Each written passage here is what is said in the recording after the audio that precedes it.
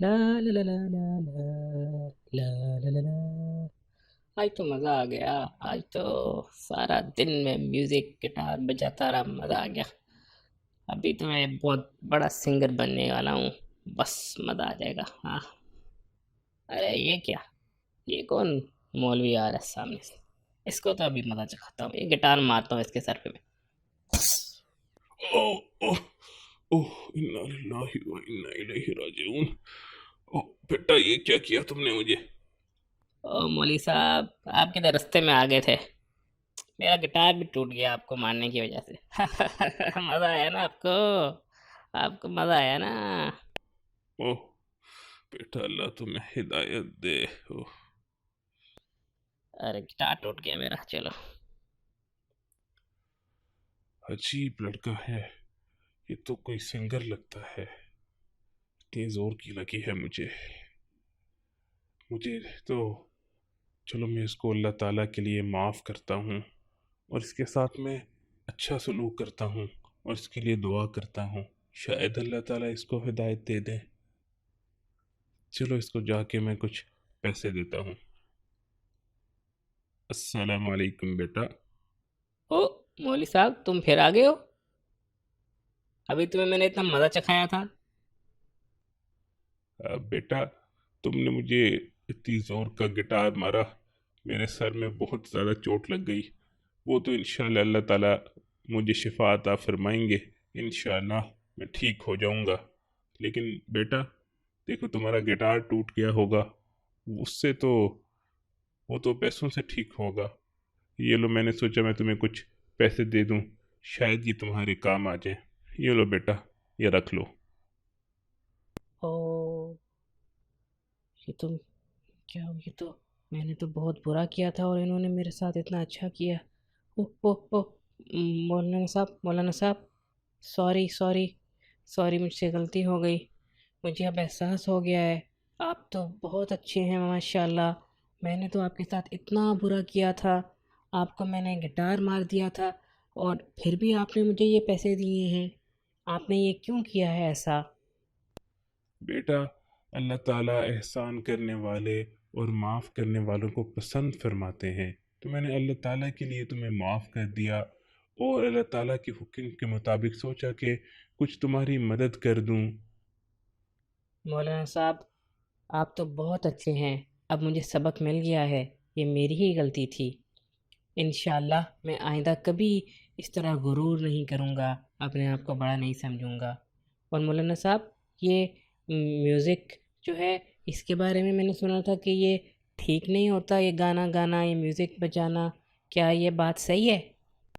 ہاں بیٹا، ہمیں اس سے منع کیا ہے، اللہ تعالیٰ کو میوزک پسند نہیں ہے، اور یہ میوزیکل انسٹرومنٹس اور یہ گٹار وغیرہ یہ بجانا درست نہیں ہے، یہ غلط بات ہے، اس سے اللہ تعالیٰ اور اللہ کے رسول صلی اللہ علیہ وآلہ وسلم ناراض ہوتے ہیں۔ اللہ کے رسول صلی اللہ علیہ وآلہ وسلم نے اس سے ہمیں منع فرمایا اچھا مولانا صاحب، اس سے ہمیں کیوں منع فرمایا؟ ہے بیٹا، اس سے انسان دین سے دور ہوتا ہے، اس کے دل کے اندر خرابیاں پیدا ہوتی ہیں، اور بھی بہت سی برائیاں پیدا ہوتی ہیں، اس لیے اس سے ہمیں منع کیا گیا ہے۔ اور پتہ ہے تمہیں بیٹا کہ قیامت کے قریب ایسے لوگ بھی ہوں گے جن کو عذاب ہوگا، اور جن کی شکلیں بدل دی جائیں گی۔ ہے مولانا صاحب، وہ یہ کون لوگ ہوں گے؟ بیٹا، یہ جو گناہ گار لوگ ہوں گے، حرام کام کرتے ہوں گے، اور ان حرام کاموں میں سے ایک یہ بھی ہے کہ جو یہ میوزیکل انسٹرومنٹس وغیرہ استعمال کرتے ہوں گے، گانے بجاتے ہوں گے، وہ بھی ہیں۔ اور بیٹا، جن احادیث سے ہمیں پتہ لگتا ہے کہ جو زلزلے آتے ہیں اور اس طرح کی آفات آتی ہیں، عذاب آتے ہیں، ان میں سے جہاں دوسرے گناہوں کی وجہ سے آتے ہیں، ان میں ایک گناہ یہ گانا بجانا بھی ہے، اس لیے بیٹا ہمیں ان سے بچنا چاہیے۔ مولانا صاحب، آپ نے تو مجھے بہت اچھی بات کر دی، اب انشاءاللہ میں توبہ کرتا ہوں گانا بجانے سے، میں اس گٹار کو یہ ٹوٹ کے ٹھیک بھی نہیں کراؤں گا، اب میں توبہ کرتا ہوں انشاءاللہ، اب میں کبھی گانا نہیں گاؤں گا، کبھی یہ گٹار اور میوزیکل انسٹرومنٹس نہیں یوز کروں گا، میں انشاءاللہ اب قرآن پاک کی تلاوت سیکھوں گا، اور میں بہت اچھی پیاری آواز میں انشاءاللہ تلاوت کیا کروں گا، اور میں انشاءاللہ اچھی آواز میں نعتیں پڑھا کروں گا۔ جزاک اللہ مولانا صاحب، آپ نے تو مجھے بہت اچھی بات بتا دی۔ ماشاء اللہ بیٹا، اللہ تعالیٰ تمہیں قبول فرمائے اور ہم سب کو ہدایت عطا فرمائے اور غلط کاموں سے بچنے کی توفیق عطا فرمائے، آمین۔ السلام علیکم ورحمۃ اللہ وبرکاتہ۔ پیارے بچوں، امید ہے آپ کو آج کی کہانی بہت پسند آئی ہوگی۔ آج کی کہانی سے ہمیں یہ سبق ملتا ہے کہ اگر ہم دوسروں کی غلطی کو اللہ تعالیٰ کے لیے معاف کر دیں اور ان کے ساتھ احسان کریں تو اللہ تعالیٰ ان کو بھی ہدایت عطا فرماتے ہیں، اور معاف کرنے کی وجہ سے، احسان کرنے کی وجہ سے وہ دین کے اور اللہ کے اور زیادہ قریب ہو جاتے ہیں۔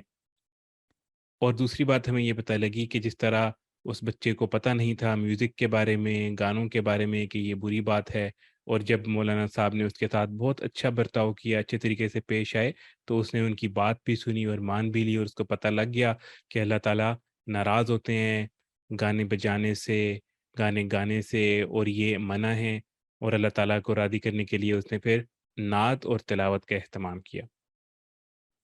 تو اب ہم چلتے ہیں اپنے نیکسٹ سیگمنٹ کی طرف، جو رحمت والے باغ میں آج پھر ہمیشہ کی طرح، پہلے کی طرح، پہلے نمبر پر ہمارے پاس آئے ہیں چھوٹے بچوں میں محمد بن شہزاد۔ آپ کو بہت بہت مبارک ہو، اللہ تعالیٰ قبول فرمائے اور مزید زیادہ بہتر کرنے کی توفیق عطا فرمائے۔ انشاءاللہ امید ہے کہ آئندہ اور بچے بھی اس میں مزید پارٹیسپیٹ کریں گے اور آگے جائیں گے۔ اللہ تعالیٰ آپ سب کو قبول فرمائے۔ اس کے بعد بڑے بچوں میں ہمارے پاس پہلے نمبر پہ اس بار پھر عائشہ شہزاد اور فاطمہ شہزاد آئی ہیں۔ آپ دونوں کو بھی بہت بہت مبارک ہو، اللہ تعالیٰ آپ دونوں کو قبول فرمائے اور زیادہ آگے بڑھنے کی توفیق عطا فرمائے۔ بچوں، روزے کے مسائل چل رہے تھے۔ روزے کے مسائل میں آج روزے سے متعلق مختلف مسائل ہم آپ کو بتائیں گے۔ سب سے پہلے یہ کہ روزے کی حالت میں اگر آپ نے جب نہا رہے ہوں، غسل کر رہے ہوں روزے کی حالت میں، تو اس وقت آپ نے غرغرہ نہیں کرنا، یعنی جب کلی کرنی ہے تو غرارے نہیں کرنے، صرف منہ بھر کے اچھی طرح بس کلی کر لینی ہے، غرارے نہیں کرنے، تاکہ آپ کی حلق میں یا گلے تک پانی نہ جائے۔ اور اسی طرح ناک میں جب پانی آپ نے ڈالنا ہے تو اس کے اندر بھی بہت احتیاط کرنی ہے، خیال رکھنا ہے کہ زیادہ اوپر تک آپ نے، نرم ہڈی سے اوپر تک پانی نہ جائے آپ کا، کیونکہ اس سے بھی حلق میں جانے کا خطرہ ہوتا ہے، بلکہ ناک میں جس طرح نارمل تھوڑا سا پانی ڈالتے ہیں، زیادہ اوپر تک نہیں، اس طرح نماز کے اندر اس طرح ناک کے اندر پانی ڈال لیں۔ اس کے بعد بچوں کچھ باتیں ہیں قضاء روزوں سے متعلق، کہ اگر رمضان کے اندر کسی وجہ سے کسی کا کوئی روزہ چھوٹ گیا ہے تو اس کی قضاء کرنا بعد میں ضروری ہوتی ہے، اور قضاء روزوں سے متعلق کچھ باتیں ہیں، کچھ مسائل ہیں، وہ ہم آپ کو بتائیں گے۔ سب سے پہلے یہ کہ قضاء روزے رکھنے کی نیت صبح صادق سے پہلے کرنا ضروری ہے، یعنی سحری کا وقت ختم ہونے سے پہلے پہلے قضاء روزے کی نیت کرنا ضروری ہے، اور اگر رات سے ہی نیت کر لی ہو تو بھی ٹھیک ہے، لیکن صبح صادق سے پہلے پہلے ہونی چاہیے، صبح صادق کے بعد نیت درست نہیں ہے۔ دوسری بات یہ کہ اگر رات سے ہی رمضان کے قضاء روزے کی نیت کر لی تھی تو سحری میں اگر آنکھ آپ کی نہ بھی کھلی تو اس کے باوجود آپ کا قضاء روزہ ہو جائے گا، کیونکہ آپ نے رات کو نیت کر لی تھی، تو اس لیے اگر صبح آپ کی آنکھ نہ بھی کھلی، صبح آپ کو دوبارہ نیت کرنے کا موقع نہیں ملا، تو پھر بھی آپ کا یہ قضاء روزہ ہو جائے گا۔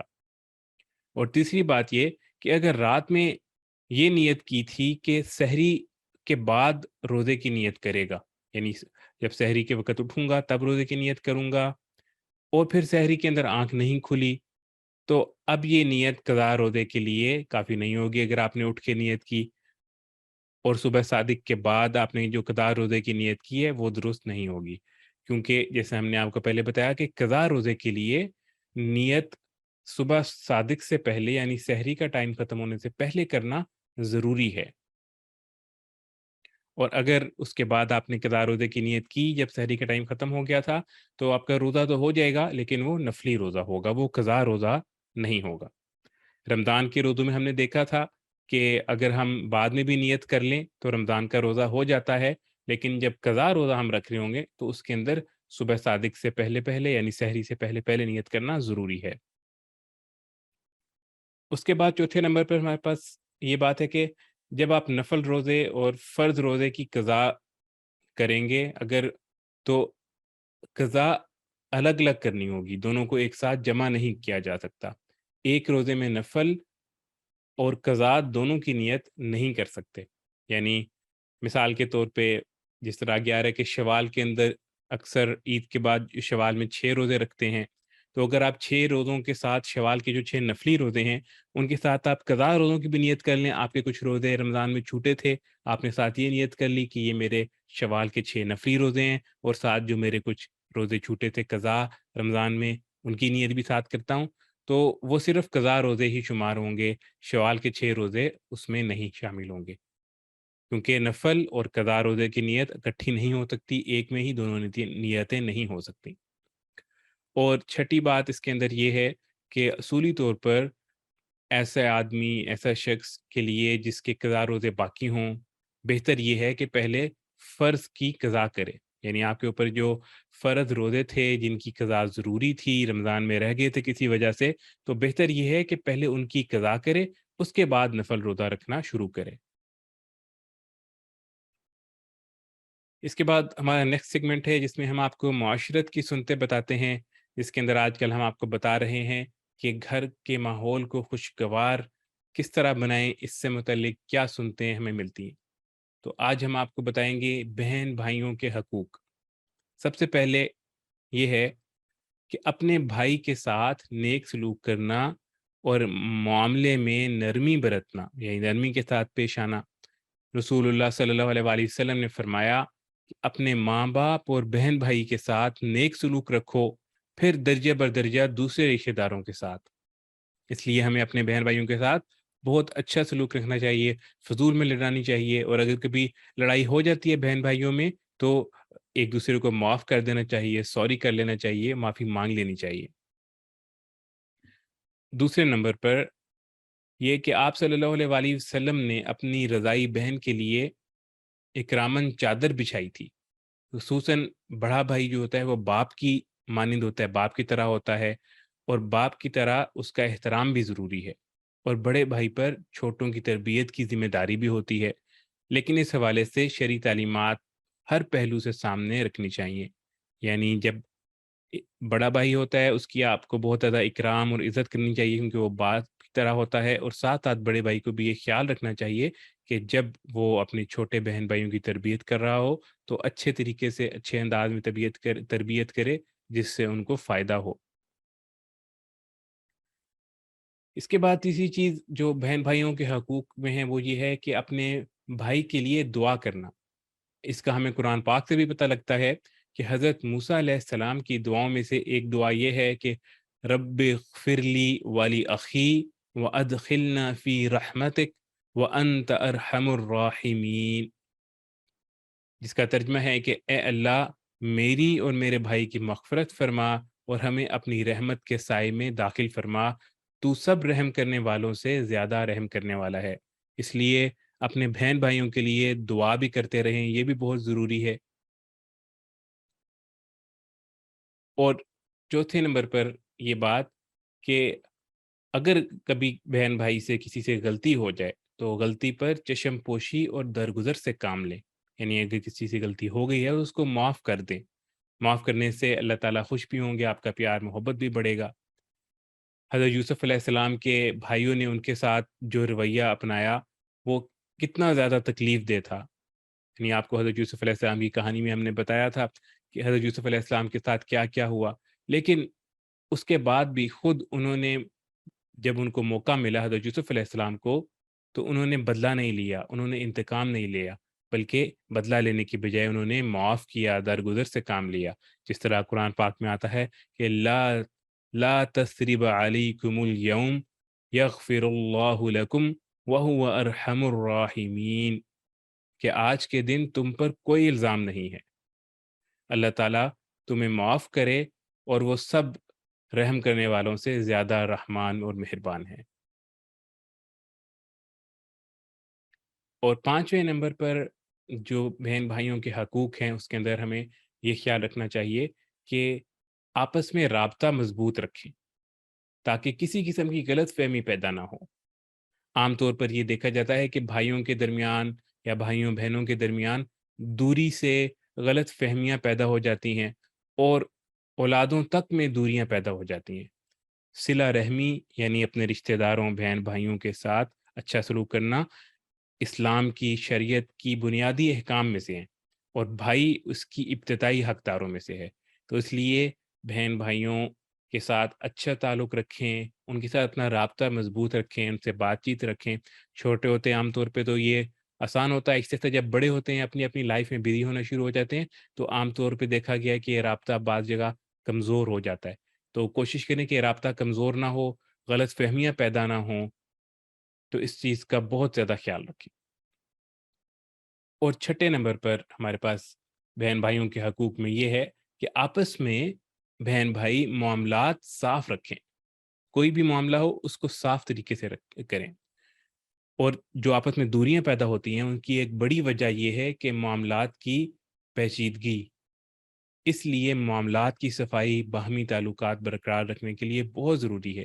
معاملات کے اندر آپ کا کوئی بھی لین دین ہو، کوئی بھی بات ہو تو اس کو لکھ لیں اور ہر چیز کلیئر کر لیں، کوئی چیز مبہم نہ ہو، چھپی ہوئی نہ ہو، تاکہ کسی کو بعد میں یا شیطان کو بعد میں وسوسہ ڈالنے کا موقع نہ ملے۔ اس لیے کوئی بھی معاملہ ہو تو یہ نہ سوچیں، یہ نہ کہیں کہ بہن بھائی ہیں خیر ہے بعد میں دیکھ لیں گے، معاملے کو بالکل صاف رکھیں، کیونکہ اگر معاملہ صاف نہیں ہوتا تو آہستہ آہستہ دلوں کے اندر شک و شبہات پیدا ہونا شروع ہو جاتے ہیں اور جس کی وجہ سے دوریاں پیدا ہونا شروع ہو جاتی ہیں۔ تو بچوں یہ تھی ہماری معاشرت کی سنتیں اور آج کا ہمارا چھوٹے بچوں کا سیشن۔ اب میں ریکویسٹ کرتا ہوں عامر جواد صاحب سے کہ وہ آئیں اور نیکسٹ سیشن شروع کریں۔ السلام علیکم ورحمۃ اللہ وبرکاتہ۔